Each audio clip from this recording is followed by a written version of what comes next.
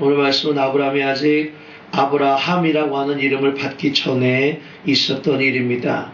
그러가 어느 날 하나님을 찾아서 이렇게 아뢰입니다. 하나님, 저는 아무래도 안 되겠습니다. 제가 나이가 많아서 이제 내 몸을 통해서 아이를 낳는 것은 어려우니까 다메섹에서 데리고 온 저 아이를 상속자로 삼으면 어떻게 할까요? 하나님한테 물어보는 거예요. 항상 그 사람의 조급함이 문제가 됩니다. 하나님의 때를 기다리지 못하고 조급해가지고 그렇게 하나님께 하자. 하나님께서 뭐라고 말씀하셨냐면 15장 4절 이하에 그 아이는 너의 흡사가 아니라 너의 몸에서 날 자가 너의 흡사가 될 것이다. 이렇게 다시 한번 약속을 해주십니다. 그런데 이번에는 아브라함이 조급한 게 아니라 아브라함의 아내 사레가 조급해졌습니다. 사레도 역시 사라라고 하는 이름을 새로 받기 전의 모습입니다. 사레가 아무리 생각을 해봐도 자기가 나이가 많아요. 더더군다나 아이를 낳을 것 같았으면 진작에 낳았을 텐데 여지까지 못 낳았는데 앞으로 낳을 것이다 라고 하는 것에 대해서 자신이 없어집니다. 그래서 오늘 본문 16장 1절에 보니까 이미 사레의 몸에 생산의 기능을 상실했다. 여자가 아이를 낳을 수가 없는 거예요.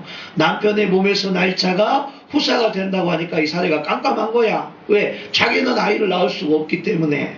그래서 어느 날 사례가 남편한테 이야기를 합니다. 여보, 당신의 몸에서 날 자라고 했지 내 몸에서 날 자라고는 하나님께서 말씀하지 않았습니까? 나는 이제 생산의 기능이 떨어졌으니까 내 여종 중에 그래도 가장 인품이나 성격이나 몸매나 얼굴이 괜찮은 하갈이라고 하는 종이 있는데 이 하갈하고 당신이 동침하여서 아이를 낳으면 하나님의 말씀대로 당신의 몸을 통한 아이가 나오는 것 아니냐고. 그러니 그렇게 합시다. 이게 분명히 남편을 지극히 사랑하는 아내의 모습으로 그렇게 했을 것입니다. 그런데 문제는 사례의 그런 제안에 대해서 아브라함은 하나님 앞에 들었잖아요.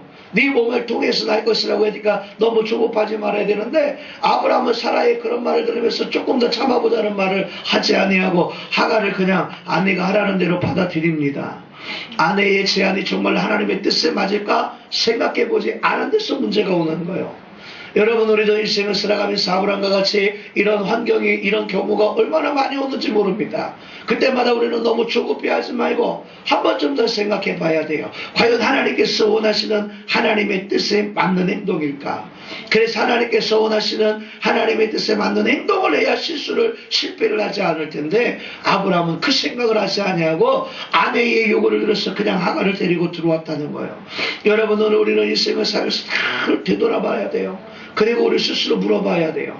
2014년도를 보내면서 과연 우리들의 행동이, 우리들의 신앙의 결단, 삶의 결단이 얼마나 하나님께서 원하시는 하나님의 뜻이었을까? 이것을 생각해보면서 결단을 했는가? 다시 한번 되돌아보시기를 바랍니다. 그리고 이제 불과 2달도 남지 않았는데 이 2달도 남지 않은 2014년도 이 남은 시간만큼은 정말로 하나님의 뜻이 무엇일까를 구하고 하나님의 뜻에 합당한 신앙의 결단을 하면서 나갈 수 있는 그런 저와 여러분이 되시기를 바랍니다. 어떤 사람은 그래요.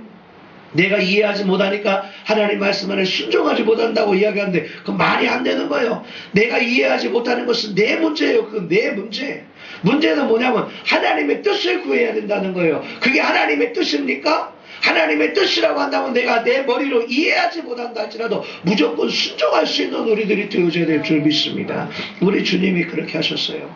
밤이 새도록 기도하셨어요. 하나님이 이 잔을 나에게서 옮겨달라고 밤이 새도록 기도하셨지만 이해가 되지 않고 그 두려움도 무서웠지만 그럼에도 불구하고 내 뜻대로 하지 마시고 아버지의 뜻대로 해달라고 하면서 하나님의 선하신 뜻을 이루어서 구속의 사역을 이루시지 않았습니까?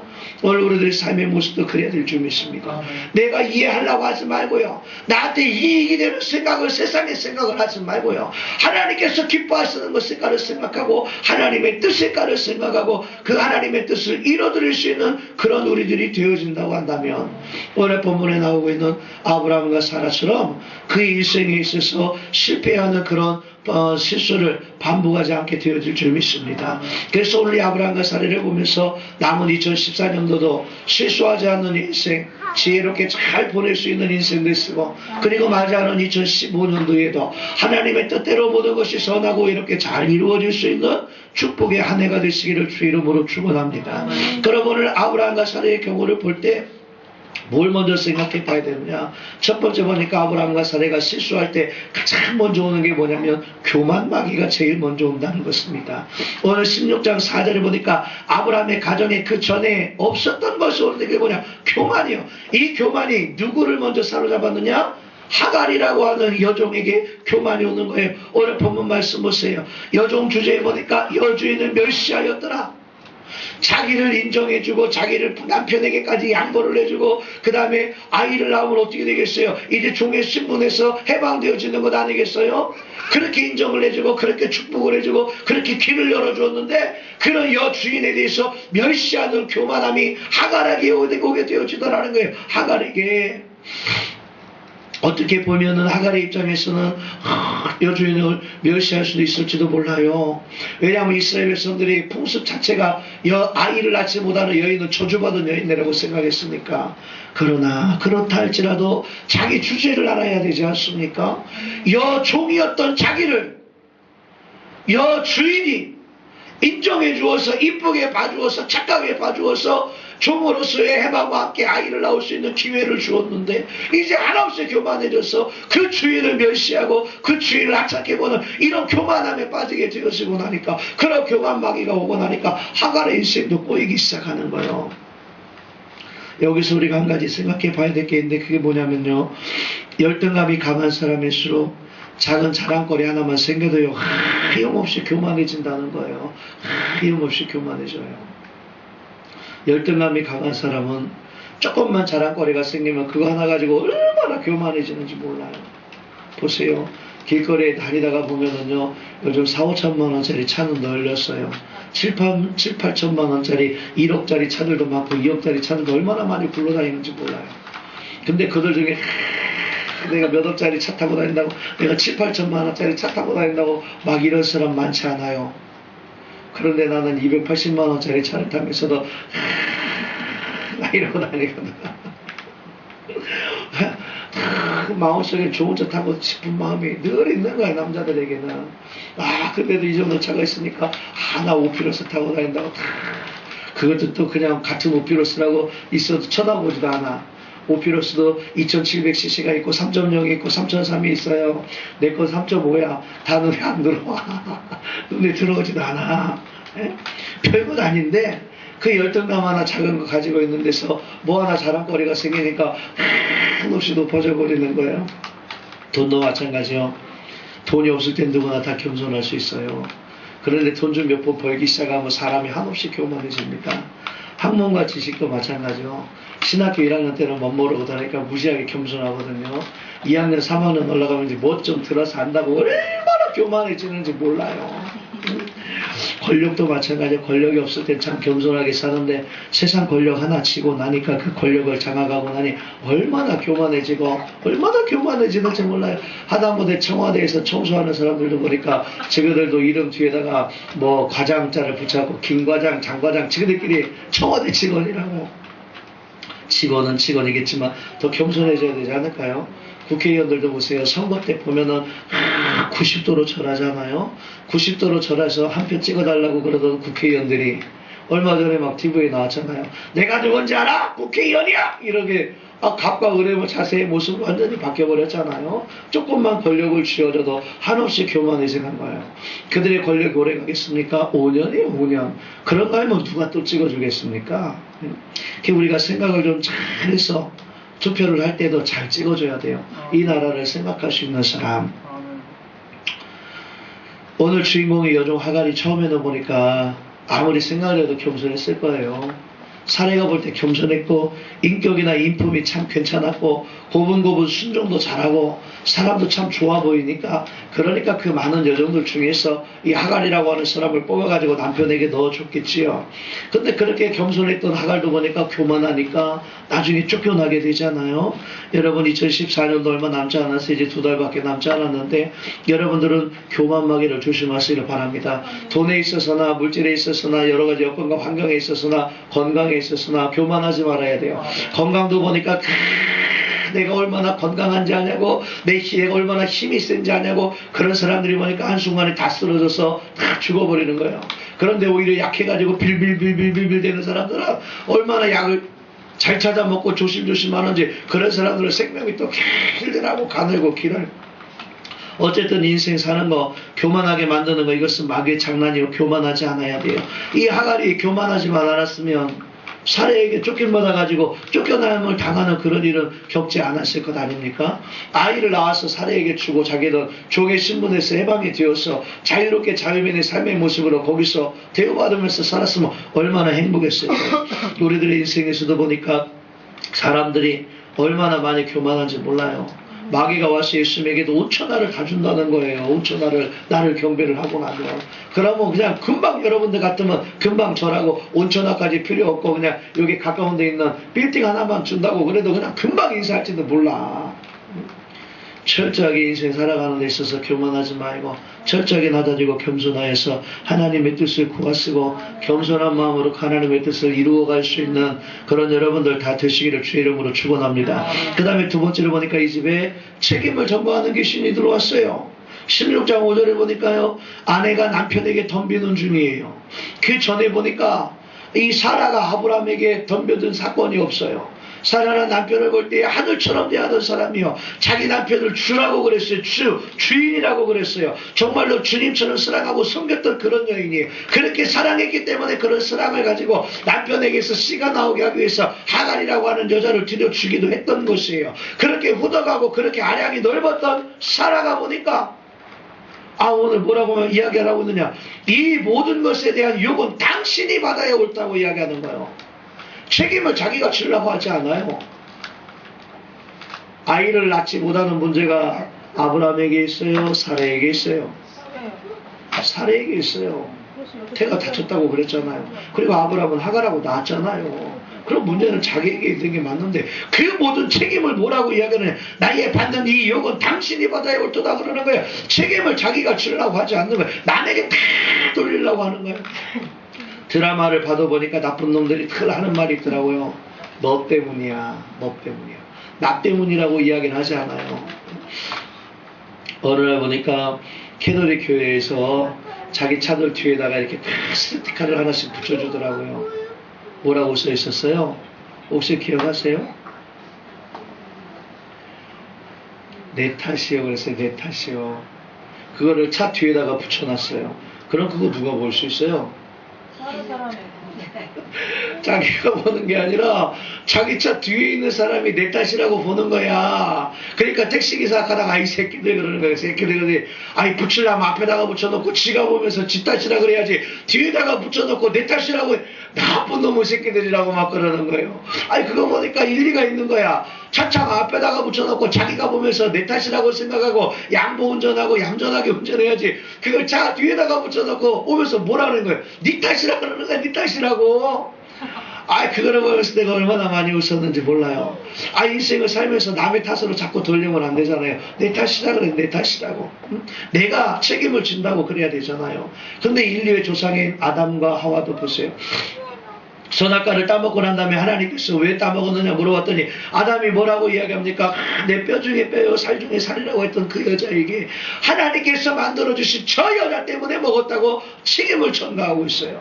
그 하와의 모습도 보세요. 너는 왜 먹었냐 그랬더니 하나님이 만드신 아름다운 들짐승 중에 뱀이라고 하는 것이 나를 유혹했어. 내가 먹었습니다라고 또 책임을 전가하는 거예요. 나쁜 사람들이에요. 나쁜 사람들. 세월호 넘어가고 난 다음에 사람들이 뭐라고 그래요? 그것은 내 잘못입니다, 내 책임입니다라고 이야기하는 사람이 있습니까? 근데 5년 이거 안 되는 것 같아요. 선장 잘못했죠. 거기서 잠자고 있으라고 월급 준 것 아니잖아요. 눈을 부릅뜨고 내려가야지요. 12시간 동안 열심히 일을 해야 되지 않습니까? 3등 항해사 그 젊은 여자애도 잘못했지요. 자기가 할 수 있는 것만큼 열심히 하고 조타수가 1년 2년 이거를 돌린 게 아니요. 조타수는 이것만 돌리는 사람이요. 몇 바퀴 돌리면 몇 도 각도로 가겠다고 하는 것도 미리 다 알고 있는 사람이요. 근데 내가 볼 때는 이 조타수가 삐딱한 거야. 왜 삐딱했느냐? 26 먹은 애가 몇 도 각도로 키를 돌리라고 명령을 내리면 조타수는 나이가 많은데 돌리는 거예요. 나이가 어린 조타수니까 삐딱한 거야. 더더군다나 여자니까 또 삐딱했을지도 몰라. 그럼 자기들이 잘못한 걸 인정을 해줘. 또 누가 잘못을 했느냐? 배에는 평형수가 있어서 자빠지지 않도록 해주는 가운데 평형수가 있어야 돼요. 근데 물건을 더 실으려고 평형수를 빼고 물건을 실었으니까 그 해운업계에 관련되어져 있는 사람들은 다 책임을 져야 되는 거예요. 근데 그 누구도 자기 책임이라고 말을 하는 사람이 없어요. 우리나라에서 공무원들이 뭐 2조 3천억 원인가 어디 투자했다가 돈을 다 날렸어요. 그것에 대해서도 공무원들이 책임지는 공무원이 없어요. 자기가 잘못한 것에 대해서 책임을 지고 자리를 벗어나야 그 공무원들 월급이 보니까 연봉이 1억이 넘는 사람이 많아요. 책임을 안 지는 것에 대해서 그러면서 보육비 뺀다고 그러고 그러면서 아이들 무상급식 뺀다고 그러고 정말 유치하지 않아요. 정치하는 사람도 그러고 그 고위급에 있는 공무원들도 그러고 몇 조 몇천억 원씩을 그냥 다 날려먹는 거예요. 사업을 하는 것도 잘해야지요. 지방에 돈이 없다고요. 월미도에다가 쓸데없는 은하래에 그딴 거 만들어 놓으니까 인천에 돈이 없지. 인천 아시안게임 할 때 아이 경기장을 좀 덜 만들면 되는데 이제 그 빚은 어떻게 갚을 거예요. 빚 못 갚으니까 무상급식 못하고 아이들 보육비 못 준다고 그러는 거예요. 그런 거 하지 말고 돈을 쓸 때 좀 쓰고 경기장이 모자라면 좀 부천이나 안양이나 좀 멀리 가더라도 다른 데까지 이렇게 좀 흩어서 같이 하면 되잖아요. 같이. 경기장 뭐 할 거야 이제 져가지고. 경기장 계속 돌아가는 것도 아니요. 그냥 그 아시안게임 하기 전에 어떤 프로그램에서 그걸 보여주더라고요. 외국에서 부도난 도시를 보여주는데 그런 올림픽이나 아시안게임을 하고 난 다음에 경기장을 쓰지를 못하는 거예요. 너무 많이 져놨어. 쓰지를 않고 놀리다가 보니까 관리하는 비용도 없어 그러니까 다 허물어지고 무너지고 빚만 잔뜩 갖게 된 도시들이 많아요. 누구한테 책임을 전가하기보다는 이제는 자기가 그 책임을 감당할 수 있는 책임 있는 삶의 모습이 되어져야 되지 않겠습니까? 오늘 보니까 마귀는 책임을 전가하게 만드는 거예요. 교회에서 시험 드는 사람들도 그래요. 내가 잘못해서 나 때문에 그렇습니다. 내가 가겠습니다. 나 이러고 교회를 옮기는 사람을 본 적이 없어요. 교회 옮길 때 보니까 전부 남의 탓이야. 목사님 때문에, 누구 권사님 때문에, 누구 집사님 때문에 못하겠다고 하는 거야. 그거는 마귀가 갖다 주는 거 책임을 전가하는 생각 때문에 그런 거예요. 하나님은 그런 걸 원하시지 않아요. 여러분 인생을 살아가면서 남의 탓하지 말고 내 삶 속에 내가 잘못 생각하거나 내가 잘못 판단하고 있어서 내가 책임질 수 있는 삶의 모습이 되어져야 되지 않겠습니까? 다윗이 하나님의 법궤가 올 때에 그 법궤가 오는 집에 머물러 있는 그곳에 가서 제사를 지내려고 그랬어요. 그랬더니 그곳에 있는 타작마당에서 타작을 하던 그 사람이 뭐라 그랬냐면 제사를 드리는데 필요한 모든 것은 다 내 것을 쓰세요 그랬어요. 그때 다윗이 뭐라 그러냐면 아니라 그랬어요. 내가 하나님 앞에 드려야 될 것이기 때문에 내 것은 내가 감당하겠다고 이야기하고 있어요. 여러분 인생을 살아가면서 이렇게 남에게 책임을 전가할 그런 일이 되지 않기를 바랍니다. 또한 우리 인생 삶의 모습을 다시 한번 잘 돌아보세요. 부모들의 삶의 모습도 마찬가지잖아요. 부모들이 자식에게 뭘 물려줘야 될까요? 기왕이면 그래도 돈 몇 푼이라도 유산을 물려주는 부모가 되어야지 빚만 잔뜩 안겨주는 부모가 되어서는 안 되잖아요. 인생을 사는 거 잘 살아서 자녀들에게 좋은 것만 물려줄 수 있는 그런 복된 한 해로 마감을 잘할 수 있게 되기를 축원합니다. 그리고 세 번째로 보니까 이 아브라함의 집에 직무유기에 마귀가 들어왔어요. 직무유기. 자기가 해야 될 일을 하지 않는다는 거예요. 16장 6절에 보니까 아니 아브라함이 아내 사례에게 이야기하는 거예요. 아니 여보 당신이 하가를 나한테 보내줬지 내가 당신에게 보내준 거예요? 나한테 따지지 말고 하갈이 당신을 업신여기고 그렇게 하거들라 나한테 신경질 내고 나한테 뭐라고 하지 말고 당신이 알아서 하라고 모든 책임을 다 맡겨줘 버리는 거예요. 자기가 책임지고 중간에서 화해를 시키든지 하갈에게 네가 잘못했으니까 본부인에게 잘하라고 하든지 이렇게 말을 해줘야 되는데 자기의 직무를 다 하지 못하고 다 책임을 아내에게 다 밀어버리고 있어요. 인생을 그렇게 살아야 되겠는가. 엊그저께 TV에 고민을 들어드립니다인가 그 프로그램에 보니까 어떤 여자가 나와가지고 살림을 하는데 어떤 남자가 8개월 동안 돈을 안 벌고 집에서 노래방 부른다고 그래요. 배짱이야. 6년 동안 사회복지사인데 5군데나 직장을 옮기다가 직장을 그만두고 집에서 노래만 부른대. 얼마나 시끄럽게 불렀는지 4살짜리 아들이 아빠 산에 가서 불러 그런다는 거예요. 그래서 도대체 돈 벌 생각을 안 하고 물어봤어요. 아니 그렇게 직업이 없이 집에서만 계셔도 그래도 행복합니까? 그래도 행복하다는 거예요. 자기가 맡겨진 일에 대해서 자기가 해야 될 일을 하지 않으면 그것이 제대로 굴러가겠습니까? 가정이. 남자가 해야 될 일이 있고 여자가 해야 될 일이 있고 아이들이 해야 될 일이 있으면 그 해야 될 일을 서로가 잘 감당해 나갈 때 그 가정이 제대로 굴러갈 수 있는 것 아니겠습니까? 우리가 인생을 살아가면서 특별히 신앙생활하면서 교회 안에서 하나님께서 나에게 주신 사명이 있고 하나님께서 나에게 주신 일거리가 있다고 한다면 직무유기하면 안 되는 거예요. 내게 주신 그 직무, 그 사명에 대해서는 생명을 걸고 최선을 다해서 잘 감당해 나가려고 노력할 때마다 그럴 때마다 하나님께서 나에게 감당해 나갈 수 있는 힘과 능력을 더해 주시고 시간과 물질도 주셔서 그 일을 잘 감당해 나갈 수 있도록 복을 부어 주실 줄 믿습니다. 자기 책임을 잘 감당해 나갈 수 있는 그런 여러분 되시길 바랍니다. 그리고 네 번째로 보니까 이제 결과적으로 볼 때 이 하갈의 인생을 보니까 교만했기 때문에 그 인생이 꼬였다는 걸 알 수가 있습니다.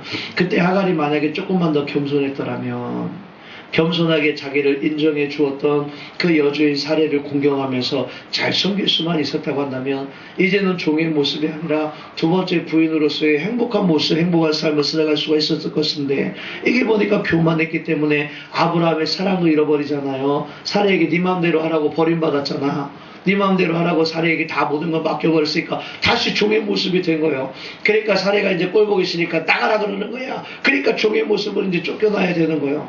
그래서 보니까 광야를 헤매다가 물이 떨어져가지고 자기 아이나 자기가 갈증에 죽어가는 그 삶의 모습까지 가게 되어지지 않습니까? 여러분 인생을 살아가면서 교만하지 말아야 돼요. 마귀는 절대 교만한 모습으로 교만한 생각을 가지고 교만하게 여러분들에게 해서 여러분들을 교만하게 만듭니다. 왜? 하나님이 제일로 싫어하는 죄가 교만이거든요. 다른 죄도 아니고 도둑질하는 것도 아니고 강도짓도 아니고 교만하게 만들어서 여러분들을 넘어뜨리려고 하기 때문에 여러분들은 정말로 신앙생활하면서 교만 떨지 말아야 돼요. 옛날 지금이나 왕따 당하는 사람들도 보면은 왜 왕따 당하겠습니까?